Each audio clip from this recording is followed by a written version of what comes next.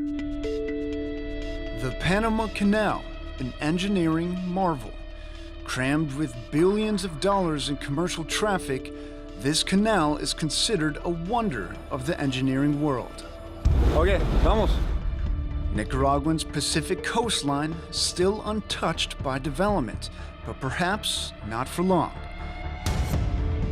It could soon feature another grand canal, one designed to accommodate the largest ships on the planet. But even before ground is broken, this canal is filled with controversy.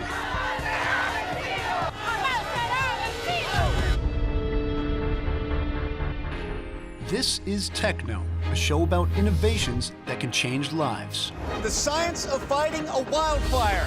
We're going to explore the intersection of hardware and humanity, and we're doing it in a unique way. This is a show about science Oh my God! by scientists. Now TechKnow investigates Nicaragua's Great Divide.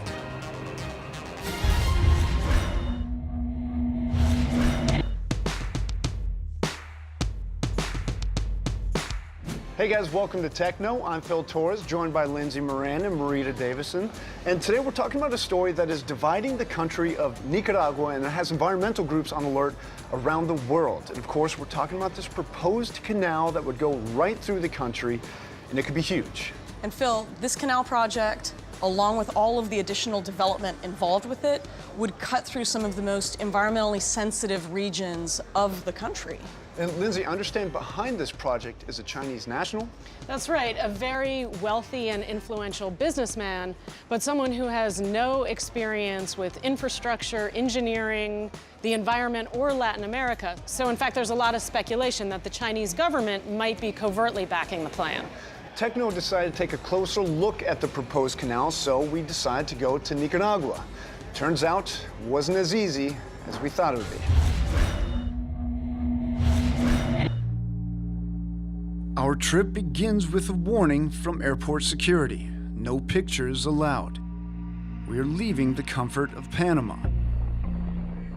Our assignment? An up-close view of a proposed canal that would cut clear across Nicaragua and would rival neighboring Panama's locks. Nicaragua's canal would be more than 3 times longer than Panama's. There are faster ways to Nicaragua, but our route would be the safest, taking us from Panama to El Salvador, then Costa Rica.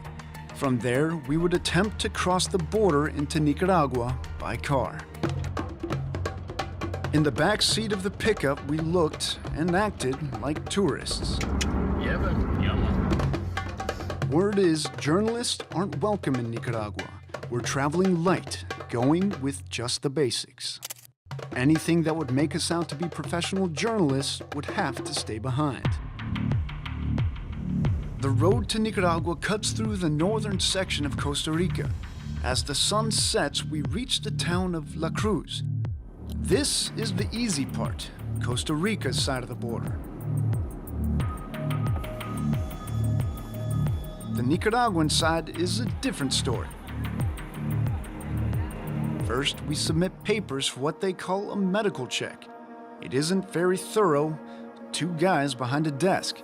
I'm asked a few questions and given a small square in return with a warning. Do not lose your ticket. Then it's on to our final stop. This is the customs building. The going is slow, no computers here. Everything is done longhand. How'd it go? Everything good? Yeah.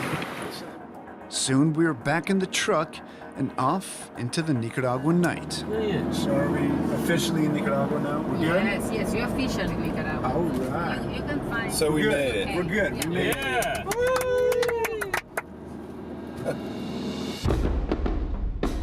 This is the small seaside town of San Juan del Sur. Good morning. It is the quintessential summertime hangout in Nicaragua. It might be my favorite place on the planet, or at least one of them. It's easy to fall in love with Nicaragua.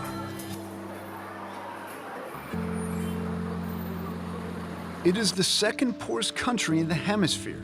Only Haiti is worse off. Poverty is apparent, but still, this place is awesome. Rural life constantly crosses paths with modern.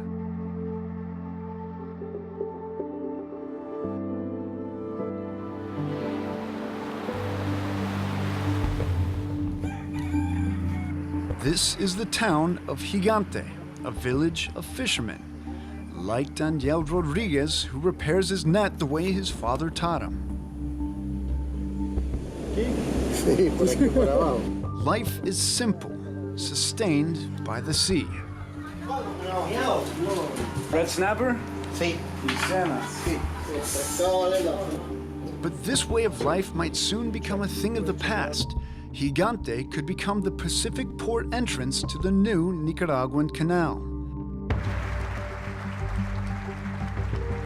The canal is the pet project of Nicaraguan President Daniel Ortega, seen here with Wang Jing, a little-known Chinese telecom billionaire, promising to put up $50 billion to turn a long-held dream into reality. The route, announced in 2013 by Jing's HKND group and posted on YouTube, cuts through some of the most environmentally sensitive areas in Central America, including Lake Nicaragua. Many in the scientific and legal communities are concerned. This is the map of the company where it indicates all of the area of the canal. All of this is the area that is going to be flooded. Monica Lopez Baltodano is the director of Popolna, a group fighting the canal. Like many who oppose the plan, she speaks out at her own risk. We are worried, along with scientists in the country but internationally, that the canal is going to be the end of our main water resource. We have a huge task because the government actually has control over most of Nicaraguan media, TV and radios. The only way to see what's really at stake here is to get wet.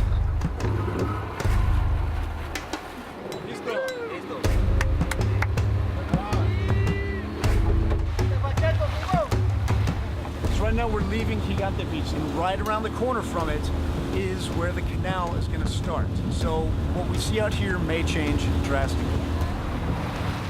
The day is windy and the seas are rough. Yeah.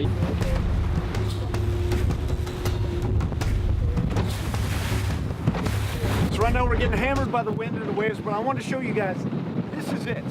This is the proposed entrance and exit on the Pacific side for the Nicaragua Canal.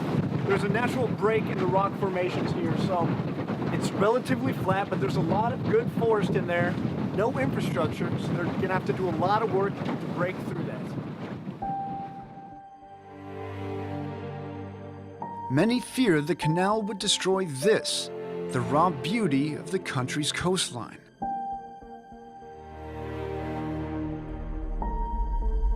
As we make our way inland, we see there is much more at stake.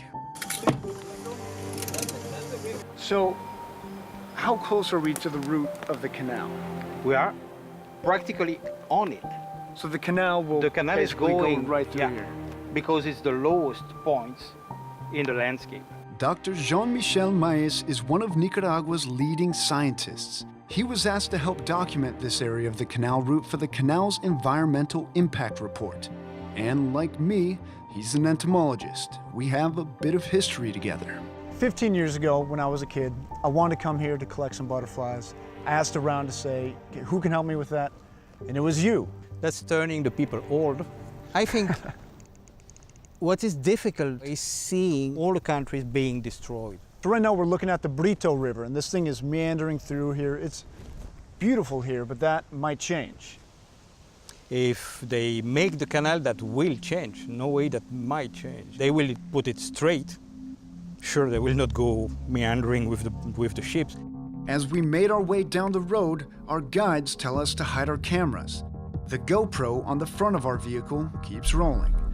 Just down the river stands a Nicaraguan army post, a single soldier standing guard, enough to send a message. knowing Nicaragua's history, I worry that this situation and that the authoritarian way the government is pushing for the project, it's going to end up in a new confrontation no one wants to see. Coming up, we battled the elements on Lake Nicaragua to prove a point. And as it stands now, that is much too shallow for any of those giant super tankers. We want to hear what you think about these stories. Join the conversation by following us on Twitter and at aljazeera.com/techknow.